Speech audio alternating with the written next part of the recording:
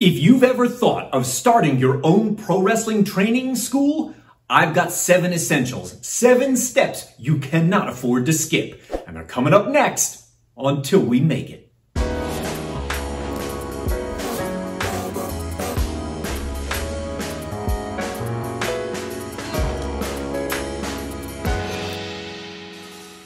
I'm Mike Quackenbush, and this is Till We Make It. If you are passionate about pro wrestling and you're never done learning all about it, then you've landed in the exact right place, my friend. What are you waiting for? Go ahead and join the Till We Make It tribe. Subscribe right now. In today's video, I'm going to cover the 7 essential steps you must take to open your own pro wrestling school or training center. And there's a bunch of non-essentials that's not going to be anywhere in this video. It's just the basics in this one.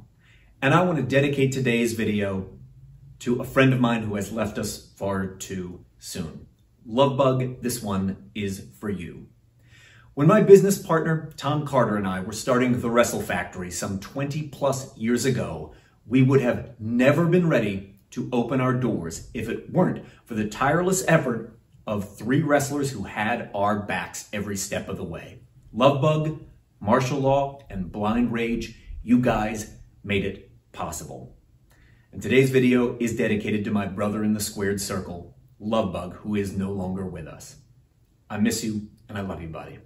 Up first on my list is also the least interesting. You need a corporate structure to start a wrestling school. And whether you incorporate as an S-Corp or an LLC, a limited liability corporation, choose the one that's right for you in terms of the right mix of tax advantages and tax disadvantages, and security and protection that it offers to you, the individual. And you might have to consult an attorney to get that right if all of that is new to you. But make it official, do it legally, get a bank account, and then you're ready to start. And step 2 is kind of obvious. You need a venue, and it needs to have at least 1 functioning bathroom. In my decades of experience, I have taught everywhere from Allentown to Zurich. And I've taught in storage containers and on the floor of the WWE's Performance Center. I have seen it all. And I'm telling you, as a bare minimum, whatever venue you choose to install your wrestling school, it's got to have at least 1 working bathroom. Because I've taught in the ones that don't have that, and it's miserable. And here's a couple other things you need to consider when you're scouting out venues. Number 1, ceiling height. Anything less than 15 feet is going to restrict your ability to come off the top turnbuckle unless you have a pony or low boy ring. So consider that carefully. You want your space to be on the ground floor. Especially in old industrial buildings, putting something that weighs in excess of 1,000 pounds, like a wrestling ring, up on the 2nd or 3rd floor can sometimes be really dodgy. And you don't want to have to be hauling your ring up and down flights of steps. That's no good. Put it on the ground floor. And you need to go considerably bigger than the square footage of your ring. If you have an 18 by 18 square foot ring, don't rent a space that is just 20 by 20. That is never going to give you enough space around the perimeter to take the ring apart for repairs and then put it back together. An example from my own experience: there used to be a ring in a barn just north of my hometown of Reading, PA, that fit that bill. It was an 18-footer in a 20 by 20 barn. And in order to get into the ring, you had to open a window on the outside of the barn and crawl through that window directly under the bottom rope to get into the ring.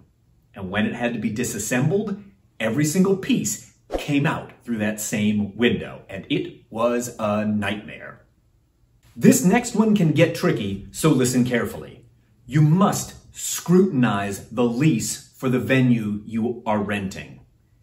It should state what type of insurance your landlord is going to require you to have, and it should outline who is responsible for certain utilities like the electric, the water, and the trash removal. You need all of that to be spelled out clearly before you put your name on the dotted line. You've probably guessed this next one. Up fourth, you need to acquire a ring now. And you don't have to buy brand new from High Spots or Monster Rings. Of course, you can, But if you're going to acquire a used ring, you've got to make sure it's in good condition. Inspect the boards. Are they cracked or are they warped? Are the threads on the turnbuckles functional so that the ropes can be tightened up? Is the canvas clean or is it covered in mold?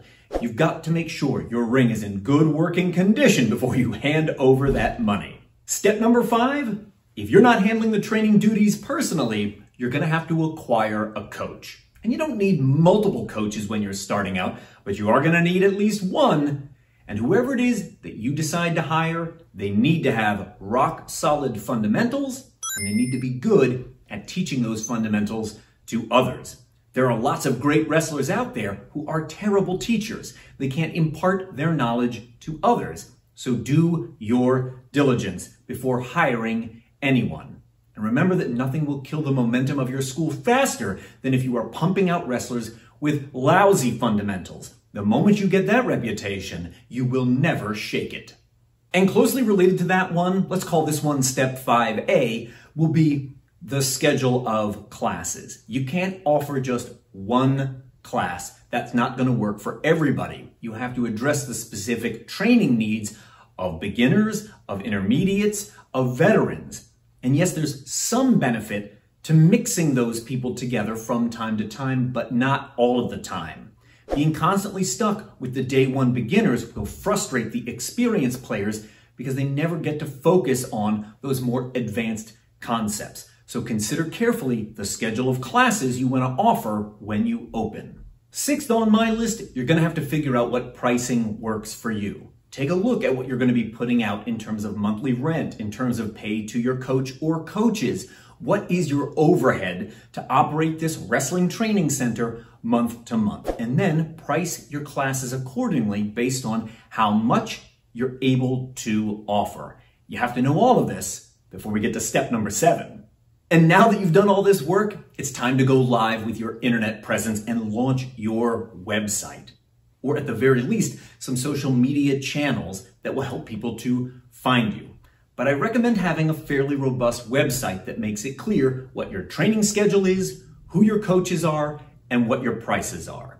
If those things aren't easy to find on your website, you are losing customers. Don't hide this essential information. Provide it to them so they can make a decision quickly and then decide whether or not they want to enroll in your school. When that information is not easy to find or it is otherwise masked, it gives a lot of consumers the feeling that you have something to hide. If you learned something from today's video, leave me a like-a-palooza down below. And if there are any essentials you think I skipped, drop them for me in the comments section right now. If you click on the video appearing on screen, it will take you to a playlist I have compiled all about pro wrestling training. I examine it from every possible angle. And also on screen is a link to my Patreon. Jump on that and help me reach my goal this year of 100 patrons. I can't do it without you.